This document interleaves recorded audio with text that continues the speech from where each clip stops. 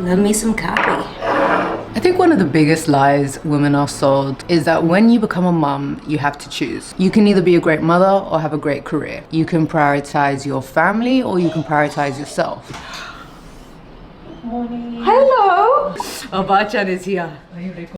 In summary, this video is about us not losing ourselves to motherhood. When I saw the 2 lines on my pregnancy test, I bawled my eyes out because it was a surprise pregnancy, and the first thing I thought in my mind is, what's happening to my voice? That's it, my life is gonna do a 180. I made a promise to myself when I fell pregnant that I was gonna do it all because I'm insane.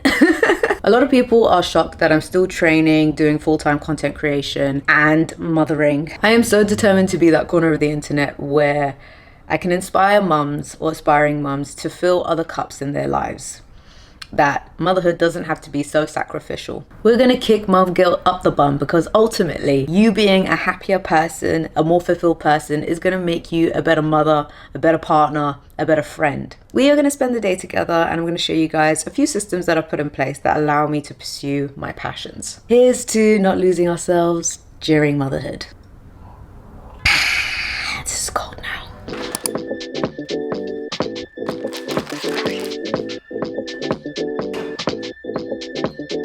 One of the realities of trying to pursue your passions whilst also embracing motherhood full time is that you're gonna have to let go of some things. For me, it was letting go of the more time-consuming tasks throughout my day, like cooking. I still enjoy cooking occasionally. It was one of those things that really calmed me when I did it. But most of our meals now are ready-made. Not the frozen stuff that you find in the supermarket. I found this incredible brand called Meals by Moody. It's a local business here in Sydney and they make fresh food delivered to your doorstep every single week. This isn't sponsored. It sounds very salesy, but I promise you it's not. The meal that I'm about to have is 335 calories, 45 grams of protein. That is insane. And as someone who is on a calorie deficit and trying to get back to pre-pregnancy weight, this has been such a time saver, and it's one less decision I have to make during my day. You can easily get decision fatigue as a mum because you've got 101 things you got to do for yourself and baby. And if I were to calculate it, the price of these meals compared to if I were to buy all the ingredients from scratch is very comparable. Look at that. You would not think that all of this is 335 calories. Another thing that I've chosen to outsource is cleaning. I have a cleaner come every 2 weeks. Does a good scrub down of the whole place. That's my husband. Now, I completely understand that these things are privileges and not everyone has access to them. I am simply sharing the systems that have helped me navigate this season of my life. My parents came from a country town in Iraq, and there all the neighbors would help collectively to raise the children and look after each other. It really does take a village to raise a child. I don't have any family here, but I do have Okasan, and she has helped me so much that 1 day a week is life-changing. So don't feel shy to reach out and ask for help from relatives or friends. The truth is, we live in a society that expects us to do everything on our own. Yet humans were never really designed to do life alone. We are social beings. It does favor the capitalist construct that we currently live in for everyone to be on their own because they'll have to buy their own things. They have to hire help, and it feeds into the money cycle. Everything has become monetized. We used to have villages, communities, and support networks. These days, sometimes creating that support can look like asking family and friends for help. And sometimes it looks like paying for services that give you back your most valuable resource, which is your time. And honestly, if I didn't have those 2 things in place, postpartum would have looked a lot more different for me. I probably would have delved straight into depression. They give me back hours that I can spend training, working, and most importantly, spending time with my daughter. Not because I'm incapable of doing it all myself, but because no one should have to. Bon appetito. You gotta do your own workout, okay? Tummy time, tummy time, tummy time, tummy time. Let's go, let's go, let's go. There you go. Me and baby girl are both working out today. I don't think you understand how many compliments I've gotten wearing this jacket. It is the Unified Move jacket. I'll put the full name somewhere.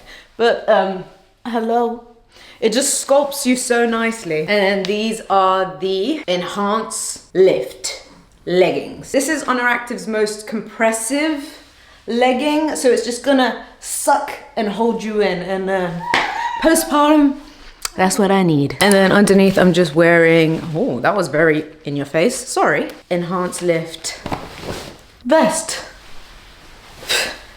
with a built-in bra shelf. Guys, ever since I gave birth, I have not been bothered to wear bras, honestly. So anything with a built-in bra, give it to me immediately. Now we are ready to get a workout in. In around 10 weeks, I've lost 5.5 kilos, which is crazy. If you want to stay consistent with your fitness as a parent, you need a plan B. Some days you're just too sleep deprived to leave the house.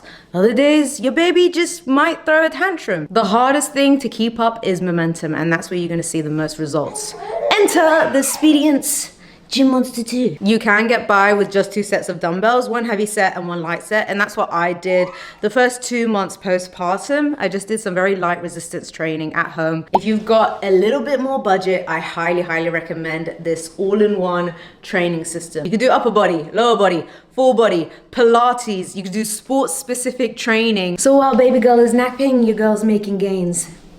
Essentially, all the weight is digitized. I can't English today. Digitized through these cables. And you can move these cables and attach it up there if you're wanting to do a good back workout. Down here, if you want to do cable kickbacks, for example, or down here, and you can do RDLs, squats. The machine also comes with all these accessories, so you can basically achieve over 1,000 movements. We're gonna do some strength training. I hope you came ready to work because we got legs and glutes today. Oh yeah, my favorite. I'm seeing that was 6, come on. Yes, 7, woo, woo. 8, beautiful work. Keep those shoulders back, you guys. 9. My glutes are on fire. This is the Bluetooth ring, which basically allows me to adjust the weights without having to turn around and do it manually, which is amazing because sometimes, you know, you're mid-set and you're like, you know what?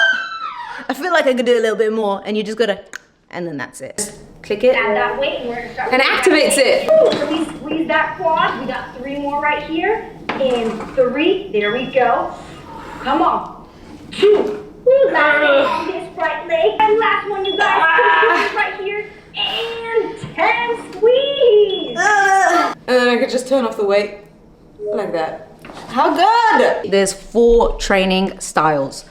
Standard, and then chain, eccentric, and constant speed. I want to focus on eccentric because it's basically like taking an exercise and making it harder. It adds weight during the lowering part of your exercise. It's not just this part where you're getting workout in, it's also the lowering down part, which you can adjust the weight for. Let me show you. 20 kilos for the actual exercise, and then for eccentric, we're gonna do 10, all right?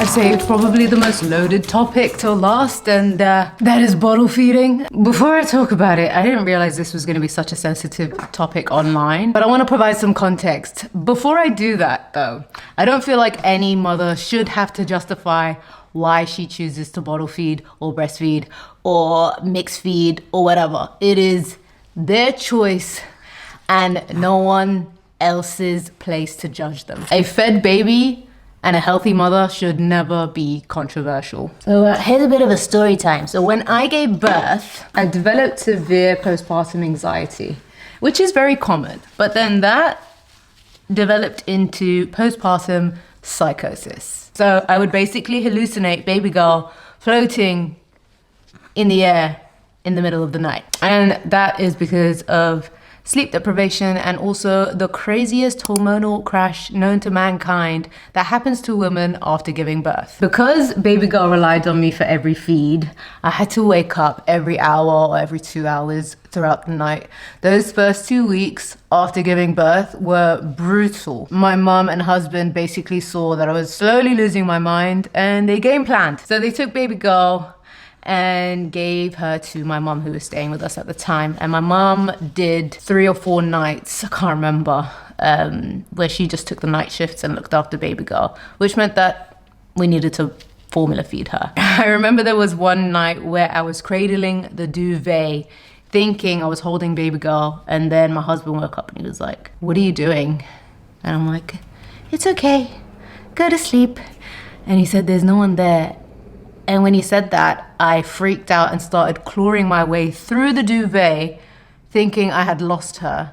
And he just kept reassuring me, telling me, "She's with your mom, you just need to get some sleep." Thankfully, after 3 days, the hallucinations had stopped. Now, I did post a day in the life video. I think this was 2 months postpartum. Part of that video, I showed me making a bottle for baby girl, and I got slaughtered on the internet. "How have you given up on breastfeeding already? How dare you not give your daughter the best possible milk?" But no one cared to ask, "How are you doing?" I wonder what led her to make that decision. I hope she's okay. Obviously, breast milk is, without argument, the best thing to give your baby. But if it is at the detriment of the mother's mental health, then I don't see those benefits superseding an unhappy mother. I feel like a lot of people place so much focus on a newborn, and they really do neglect a mother's mental health and physical health after she's given birth. And it's such a switch up, because for 9 months you're the center of attention, everyone's asking you how you're doing, and then all of a sudden no one cares about you. It's sad, because arguably that is probably the time in a woman's life where she needs to be most cared for. Bottle feeding gave me something I desperately needed, and that was autonomy. I could finally get a full night's rest. I could finally leave the house and leave baby girl with my mom or my husband, and I don't have to worry about her getting fed. And I could just take walks for my mental health, or I could get errands done, or I could go to the gym, and I can feel like there was a part of me that was still there. Now, whether you guys choose to breastfeed or not is completely up to you. I'm just explaining to you what life could look like if you were to bottle feed. I'm not promoting it, I'm just saying, and I think it goes without saying, that it does give you more autonomy. I guess if there's one thing you could take from this video, it's this. You don't have to do everything the hard way to prove that you're a good mother. You don't get extra points for being exhausted. You don't get a medal for doing it all alone. It's okay to ask for help. Invest in systems that's gonna save you time and energy, and it's okay to admit if you're struggling. And maybe that's what people really mean when they say you can't do it all. Because no, you probably can't do everything all at once by yourself, but you can build a life that prioritizes the things that matter most to you. So if you're a mom watching this, I hope this video reminds you that you're allowed to be more than just a mother. Because the healthier, happier, and more fulfilled that you are, the better you are gonna show up for the people that you love. And ultimately, that's what life is all about. Anyways, that's the end. Love you guys. Bye.